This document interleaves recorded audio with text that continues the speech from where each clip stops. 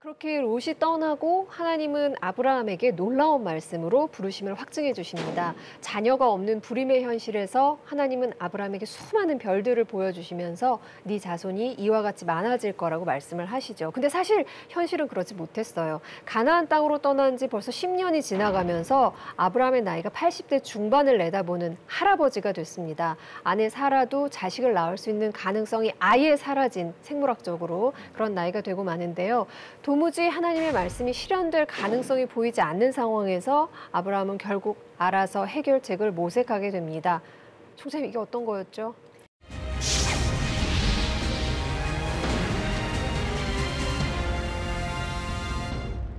네, 여기 굉장히 재밌는 스토리가 이제 얽혀 있는데요. 사실은 이 사라가 제가 창세기에서 많은 것들이 반복된다 그랬죠. 이브를 반복해요. 하와를 반복해요. 어떻게 반복했을까요? 뭐냐면 하와가 하나님께 불순종하고 아담이 하와의 말을 듣죠.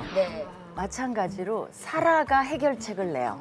기다리지 못하고 하갈 여종을 테이크한다거나 영어로 할게요. 테이크해서 아브라함에게 줘요. 마치 하와가 그 과실을 선악과를 테이크해서 아담에게 주는 것과 동일한 언어가 쓰입니다. 구문적으로.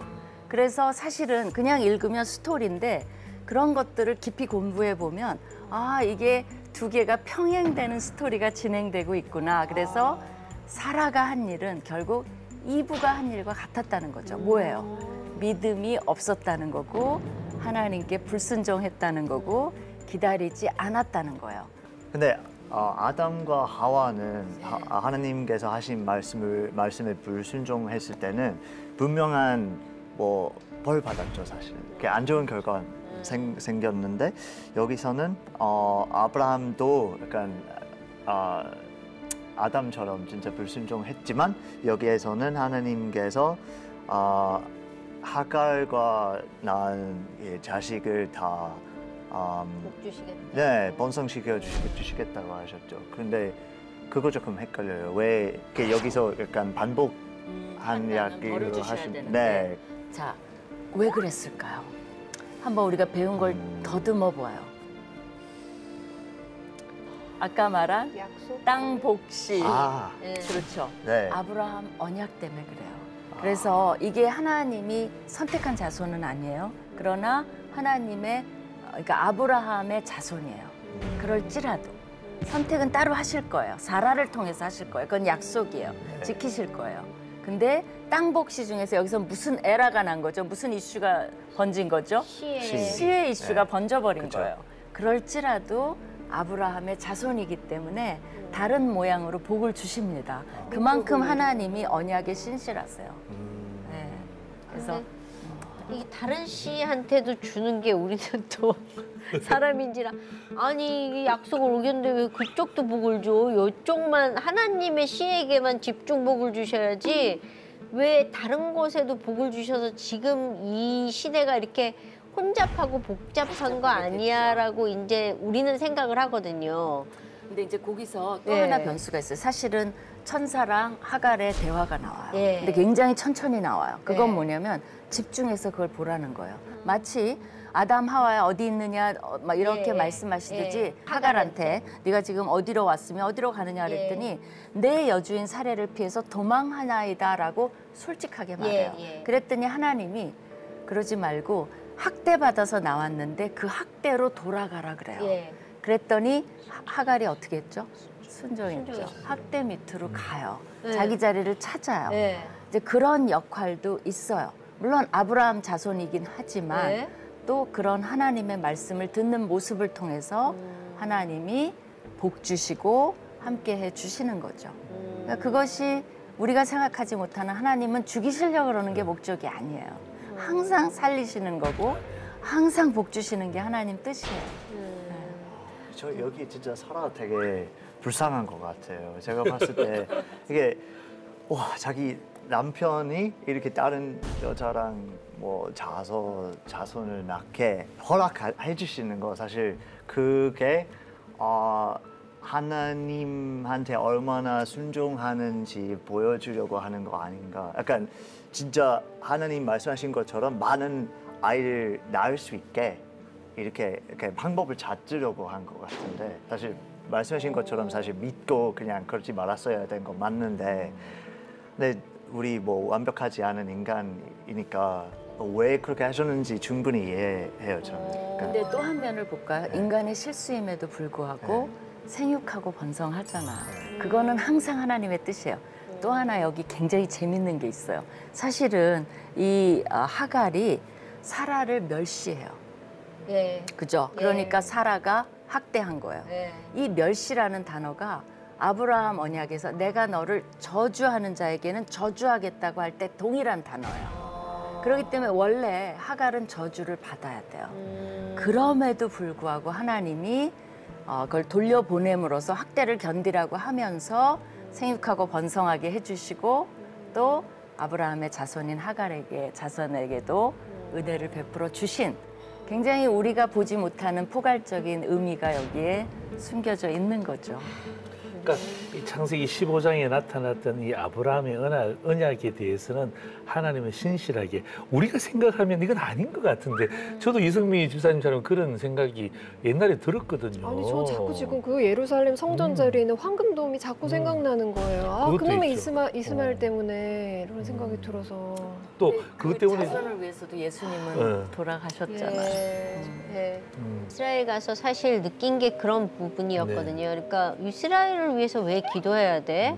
뭐 그들은 하나님의 선민 사상을 갖고 너무나 잘 살고 있잖아 하고 현지에 가서 보니 정말 기도해야 되는구나. 이들을 위해서 정말 우리가 너무 그냥 그들은 떼어놓고 생각을 했었구나 하니까 저는 그렇게 가슴이 아플 거라고 생각을 못 했었는데 정말 가슴이 아팠었어요.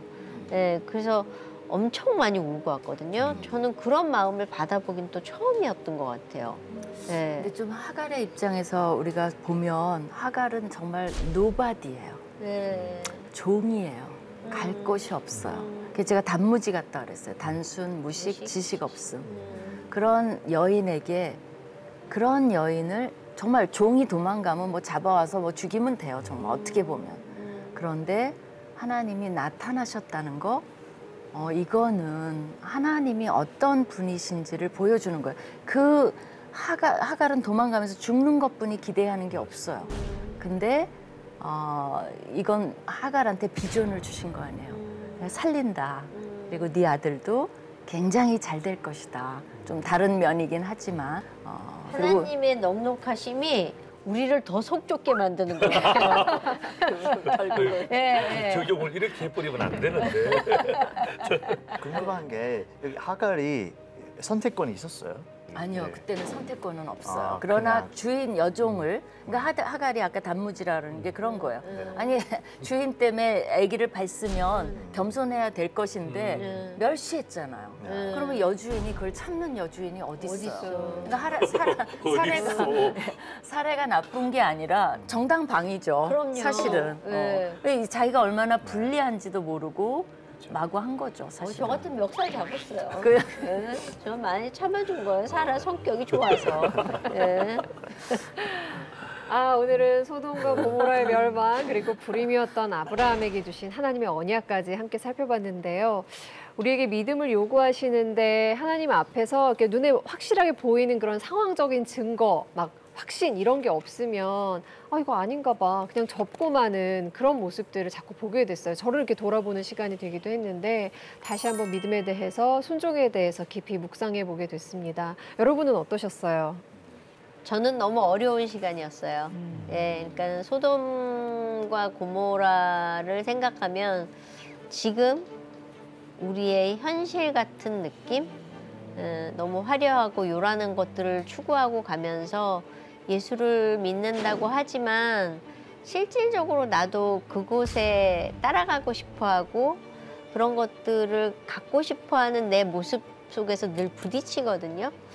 그러니까 익숙해져서 너무 모든 것들이 이게 다 그렇게 가니까 모두가 예스 할 때 나는 노 할 수 있어야 되는데 모두가 예스하면 나도 예스 해야 되는 거 아니야라는 이 갈등과 고민을 늘 갖고 있는 내 모습을 오늘 보게 된 것 같아요. 예. 저는 이 부분을 바라보면서 목회자로서 우리 성도들에게 꼭 이런 말씀을 드려주고 싶어요. 복 받는 사람 옆에 붙어 있어라. 딴짓 하지 말고, 그러니까 말씀 옆에 붙어 있고, 그러니까 공적인 예배라든지 또 이런 부분들을 통해서 붙어 있으면 결까지 복이라도 저는 있다고 생각하는 거예요. 헬이 오늘 여기 있으니까 얼마나 좋아요. 이게 복 받는 비결 중에 하나예요. 그래서 저는 이게 우리 인바이블을 선택하는 것도 복 받는 우리 성도들의 저는 선택이라고 생각해요. 너무 좋은 프로그램이에요. 마지막이라서 그렇게 말하는 거예요. 또 오실 거잖아요. 혜리는 어떠셨어요? 저는 오늘 중요한 거 깨달은 것 같아요. 여기 성경에 되게 많은 이야기들 담아 있죠. 근데 그 이유는 뭐 엄청 다양한 메시지를 배워야 되기 때문인 게 아니라 같은 메시지인데 그냥 다른 이야기를 통해서 다양한 각도로 푸는 거죠. 그래서 그래서 이렇게 쓰여졌구나 깨달은 것 같아요. 아니 어떻게 이렇게 좋을 수가 있지? 그러니까. 진짜 잘하는 것 모범생의 같아요. 우등생. 저는 소돔 고모라의 멸망을 보면서 우리도 도시 살고 있고 번영하고 있고 뭐 AI도 발달하고 로봇도 거기에 어떻게 보면 알게 모르게 희망을 두고 있지 않나. 우리의 안전함, 그것을 거기에서 은근히 취하고 있지 않나. 그러니까 말은 찬양은 하나님만 바라보고, 근데 여기도 은근히 바라보고 있는 뒤를 돌아본 롯의 아내의 모습이 우리에게도 있지 않나. 그런 생각을 해봤습니다. 네. 자, 오늘이 조성민 목사님과 함께하는 마지막 시간이었습니다. 목사님 수고 정말 많으셨어요. 아닙니다. 불러주셔서 너무 감사하고 좋은 경험이었어요. 그리고 저도 이제 마치지만은 하여튼 인바이블을 잘 다른 분들에게 우리 성도들에게도 잘 소개할 수 있는 그런 역할을 제가 감당할게요. 너무 좋아요. 감사합니다. 네. 저희 아쉽게 조성민 목사님 보내드리지만 또 모실 수 있는 기회를 마련하도록 하겠습니다. 저희는 다음 시간에 또 재미있고 흥미진진한 성경 이야기로 인사드릴게요. 함께해 주신 여러분 고맙습니다. 감사합니다.